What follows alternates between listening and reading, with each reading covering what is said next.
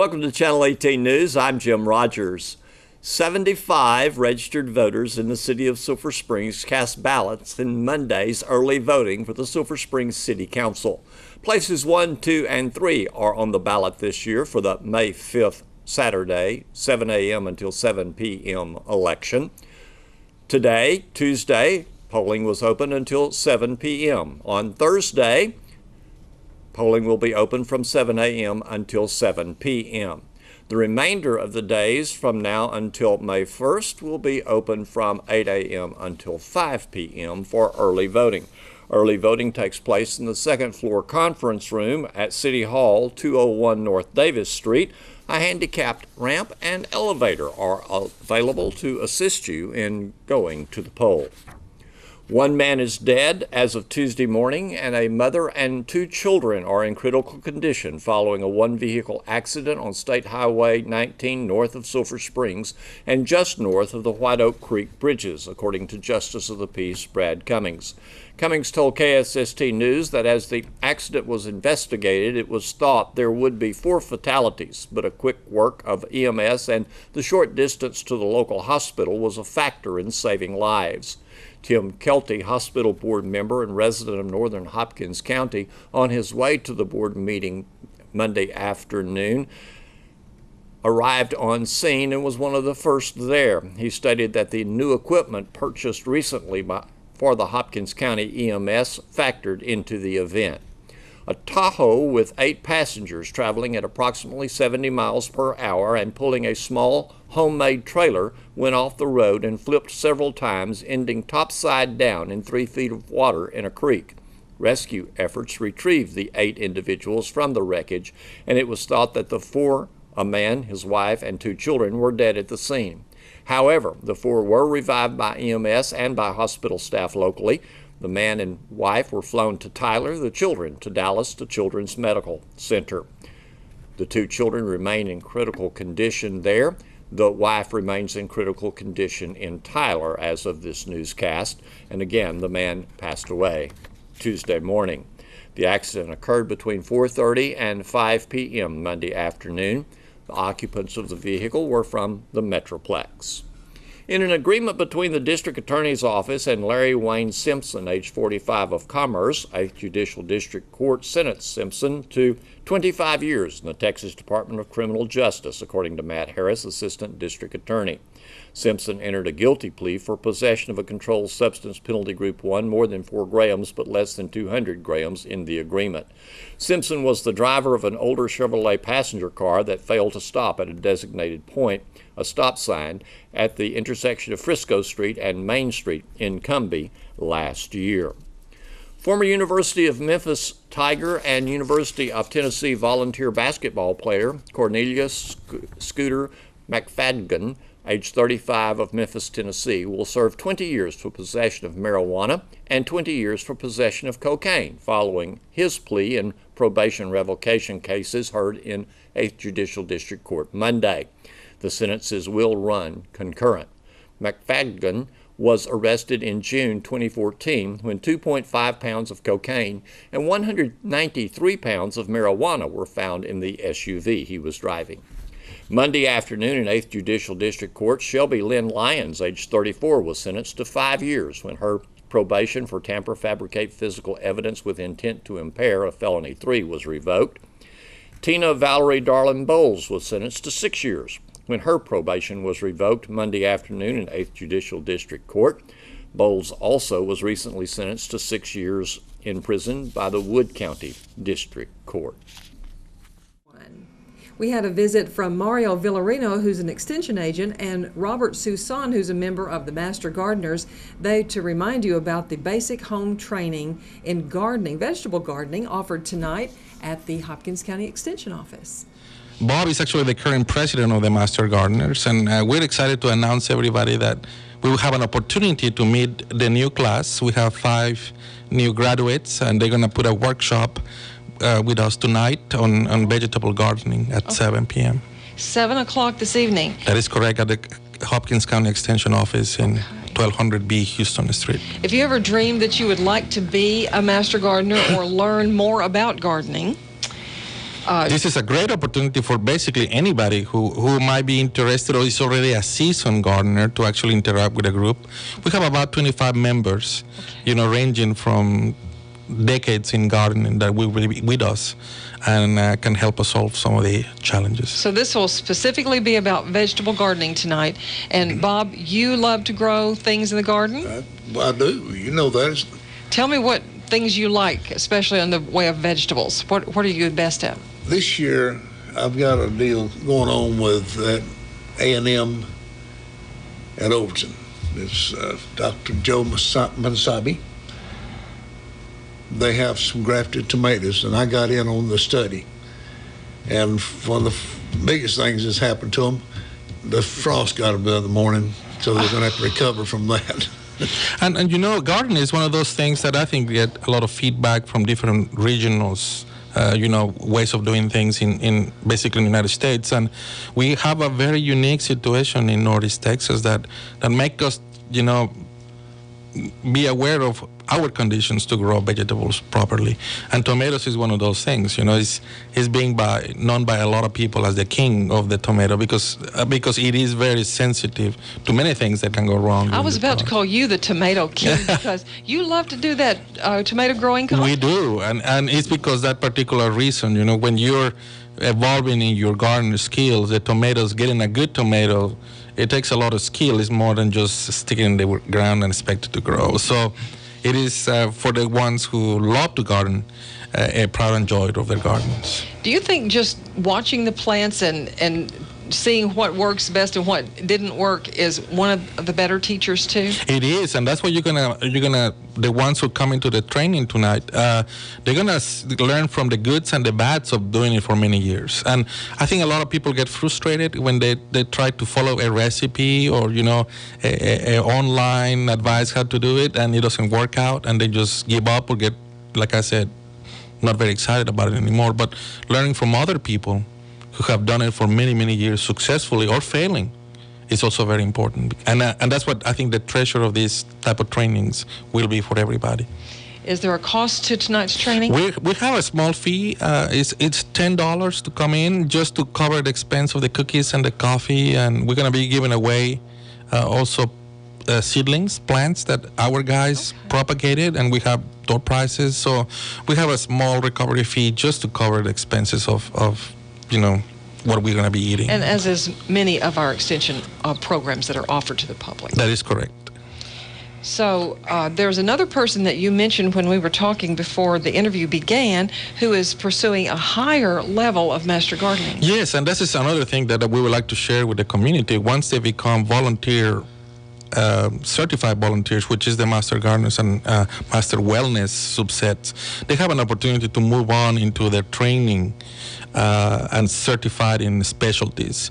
And the particular person we're talking about is Susie Faltacek. Susie actually took recently a certification in vegetable gardening, and part of her commitments will actually put this workshop together with other Master Gardeners trainees and put it all in sequence and hear from her and know what the latest and the greatest in the system. And she's very good at explaining and teaching. She's very demonstrative. Yes, she is, and actually she has done a lot of training with youth before and even adults on other programs in extension. She's a strong volunteer for us, and we decided to have her and give her a particular task to carry on and put workshops together because it's one of those things that we do. And I think it will be a great opportunity to have a round table to people to talk about their issues, because we have an agenda, but like any open forum, you're welcome to come and express your opinions and you share with everybody. Well, there's nothing more delicious than a sun-ripened tomato, especially from your own garden. Songs have been written about it, and I'm sure poetry. And you can buy them in the store that look the same, but they just don't. Well, it's like everything in life. Whenever you do it yourself and it becomes your pride and joy, there's a lot of things that you actually have to learn how to take care of when you're trying to get to that level. So even just you mentioned about the ripening the tomatoes, how to get it to that point before the birds come over or the squirrels get them. And these guys have done it. these guys have actually been there, done that, and said, try it or not. This is how it works for me. Give it a shot and see how it works. Cold is one of those things that Northeast Texas is very different than the rest of Texas. Especially those spells coming in, as Bob was mentioning. Tomatoes, one of those things that are very sensitive to temperature drops all of a sudden. So keeping them safe until the heat wave comes in is critical. And a lot of people are not aware of that. Think about tomatoes in greenhouses, and they're protected all the time.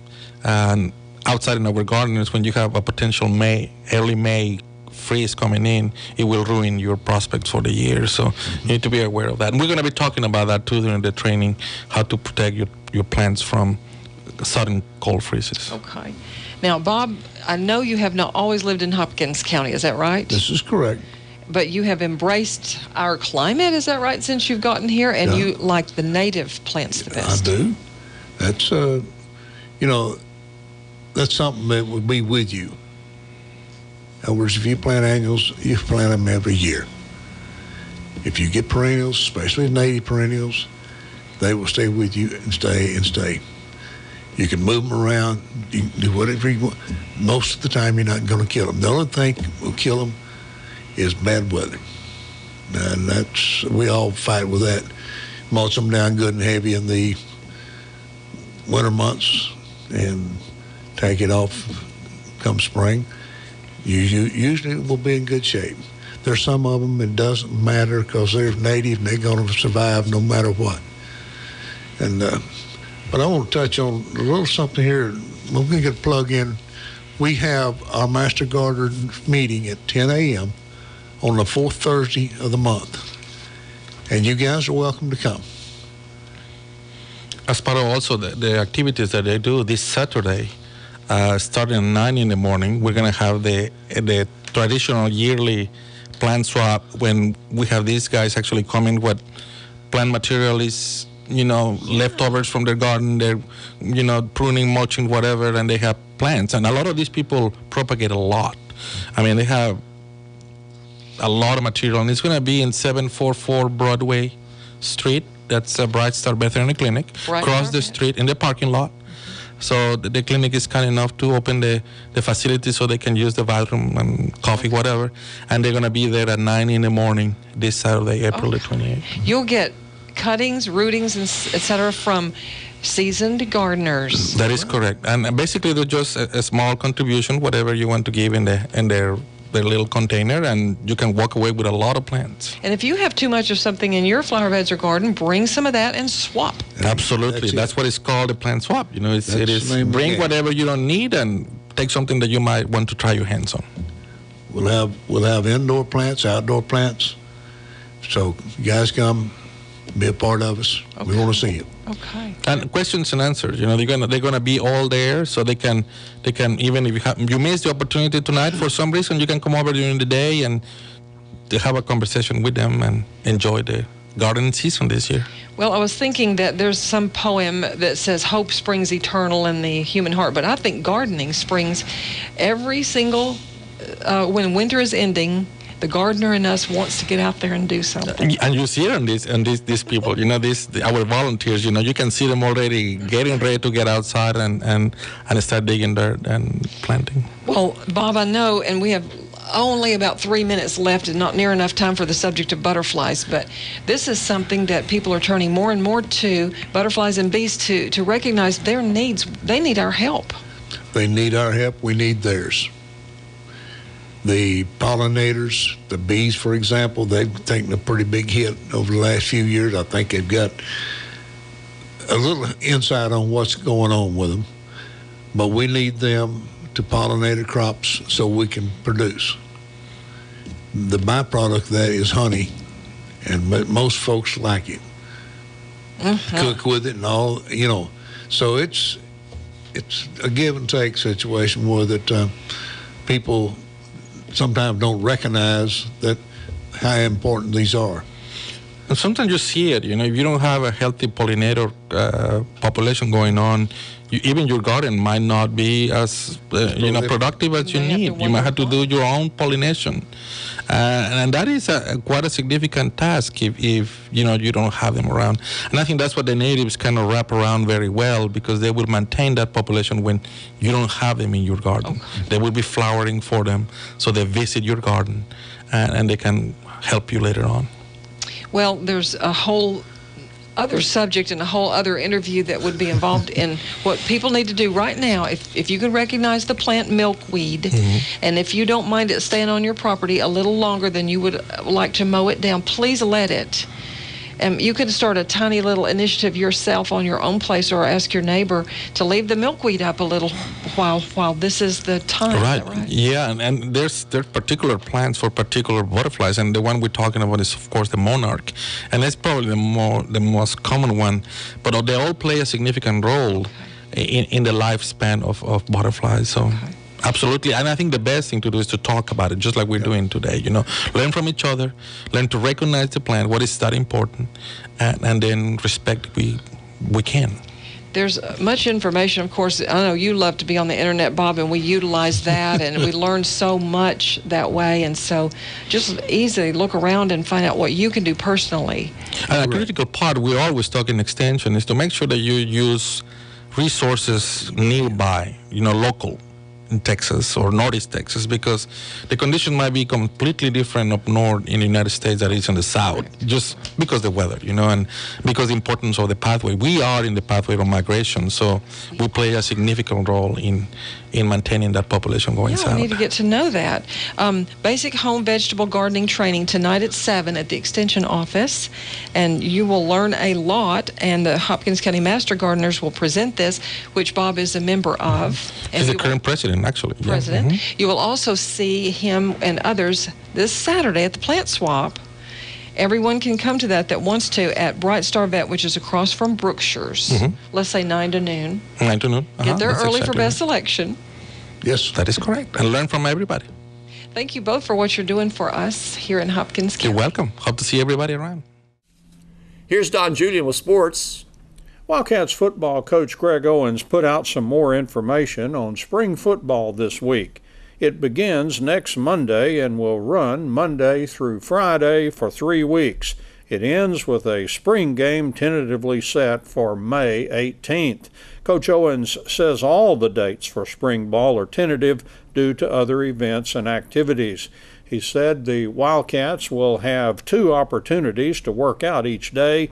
During the school day and 5th period, that's the athletic period, and then after school from 4 p.m. until 5:30 p.m.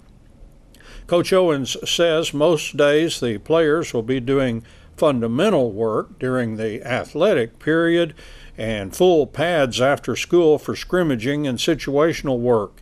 He says about 120 football players we'll be going through the spring workouts. Coach Owens says the spring workouts have been beneficial for the Wildcats in the past and have allowed coaches to evaluate talent and teach fundamentals daily. He says retention levels have been good in the fall. Coach Owens adds players need to be in shape on the first day of fall practice, which means going through the edge with Michael Johnson performance during the summer. Coach Owens says with our new 9-team district, the Wildcats will only have 1 scrimmage and 2 non-district games before district play begins. Thanks for watching Channel 18 News. Have a great evening.